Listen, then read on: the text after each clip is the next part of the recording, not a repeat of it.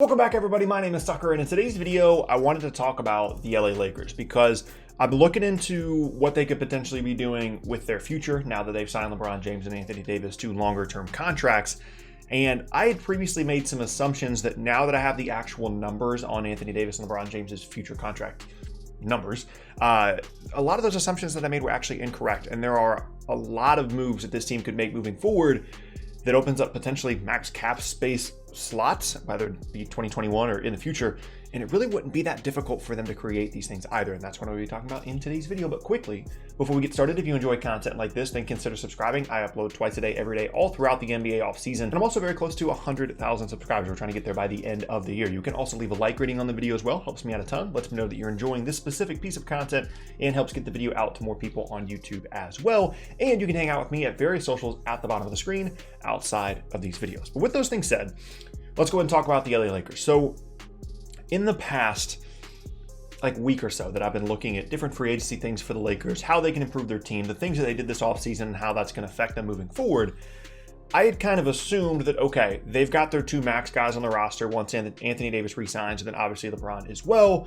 They kind of added some other players and, signed some contracts that cut into their money for 2021. So they're just planning on not having max cap space in the summer 2021. But I was looking at that contract page over there on Basketball Reference, and I actually realized that that's not the case. So first, let's talk about the numbers, and then we'll kind of talk about the summer 2021. So LeBron's new number moving forward here, at least the way that I'm understanding his extension, is he signed a 2-year extension, which just means that player option for next offseason is just locked in now. It's no longer an option, then they add 2 years on the end of that. So his number for next offseason is $41 million, and Anthony Davis's new number for next offseason on this new contract is around $35-ish million, which puts them just between those two players at $76 million. And we're looking at a salary cap that right now is being projected around $110 million. We don't really know exactly what that number is going to be. We'll talk about that a little bit later. But just between those two players, they're already very, very close to not having max cap space. And then as you look at the rest of the sheet, they have Kentavious Caldwell-Pope, they have Marc Gasol. Both of those are non-player option deals.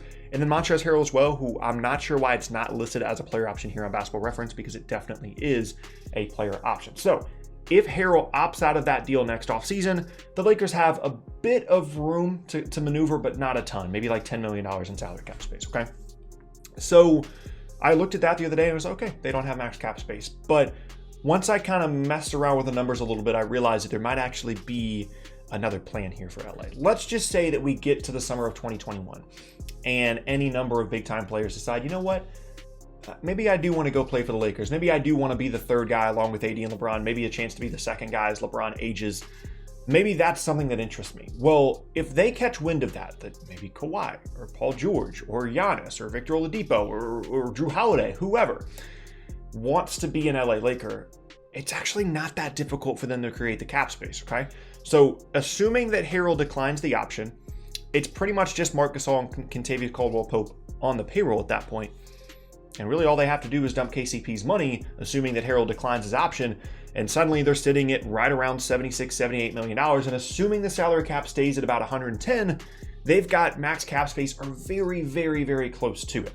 Now, that assumes that they are able to dump Kentavious Caldwell-Pope's money without taking anything in return, but that's something that they're experienced with. They just did it with JaVale McGee, where they dumped his contract to Cleveland in exchange for contracts that are non-guaranteed. You can see Alfonso McKinney as one of those contracts currently on the roster. They buy those contracts out, and then suddenly they have the cap space that they need. Now, dumping JaVale McGee's salary, which was $4 million compared to dumping 13 plus on KCP's deal, is obviously very different, especially for a team that doesn't have future draft picks to trade away to incentivize teams to take on that kind of salary. But I'm sure they can put something together here that allows them to figure out a way to dump that salary. So if that was a situation they found themselves in, it's actually not that difficult for them to create max cap space. However, there are a couple of obstacles to this. The first is, of course, we have no idea what the salary cap is actually going to end up being for next offseason. Right now, I'm thinking it'll be right around 109, 110, but we don't know what the league revenue is going to look like. It's obviously going to be significantly lower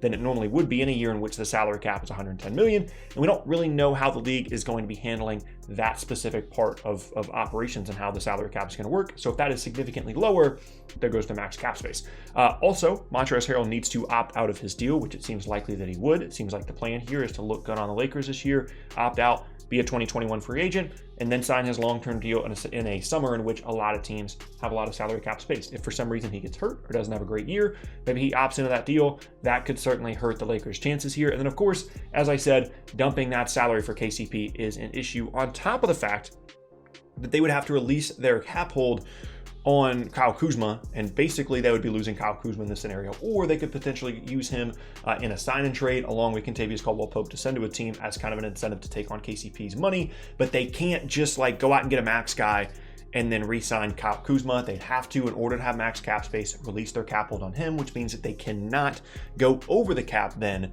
to re-sign Kuzma later. If that's confusing to you, I'm planning on putting out a video explaining what exactly a cap hold is over the next couple of days, so be on the lookout for that if that specific kind of mechanic is a little bit confusing. I've explained it in the past. I'm gonna be talking about that in a video here coming up. So if they clear all of those obstacles, it is a realistic scenario for the Lakers potentially signing a max contract player in the summer 2021. And again, any of those players could include Paul George, Kawhi Leonard, Victor Oladipo, Drew Holiday, DeMar DeRozan, even a guy that we know has wanted to be in LA in the past, and even Giannis. And again, I had just kind of assumed that with bigger numbers for LeBron and especially AD, and then the new contract that they signed Kentavious Caldwell-Pope to, that this wasn't a possibility for the Lakers, that it was going to be a situation where best case, maybe they had like 20 million to throw around.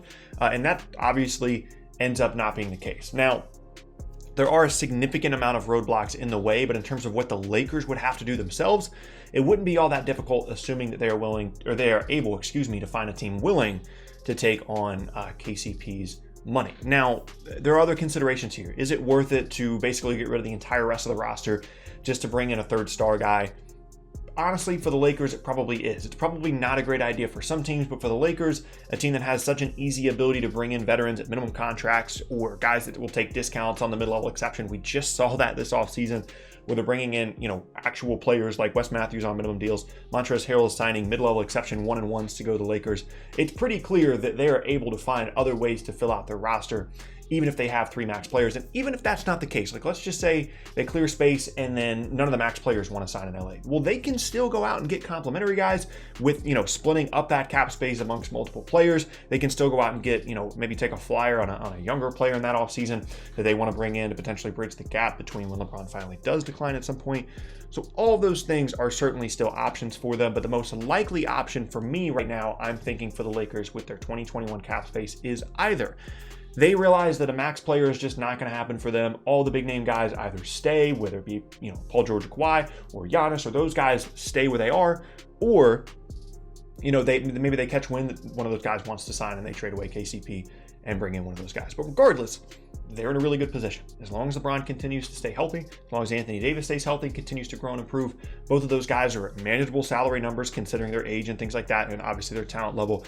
And they have one move to make, basically, assuming Harrell opts out of his deal, in order to create max cap space, which this is another example, honestly, of a way that I need to give the Lakers front office credit. This is a front office that, pre-LeBron, there wasn't a whole lot to give them credit for, because they really didn't do anything right for like 4 years before LeBron got there. He just wanted to be a Laker. That's why they ended up getting him. But since he's been there, with the exception of some of the roster additions in that first season that didn't quite work out, they've done a really, really good job. Making the Anthony Davis trade rather than waiting on him in free agency has allowed them to not only win a title this year, but then they also didn't have to deal with the weird salary cap implications of having to re-sign Brandon Ingram and then trade him in exchange for Anthony Davis. It just mechanically, it worked out really, really well for them to do it last offseason, even though they had to give up a ton of picks.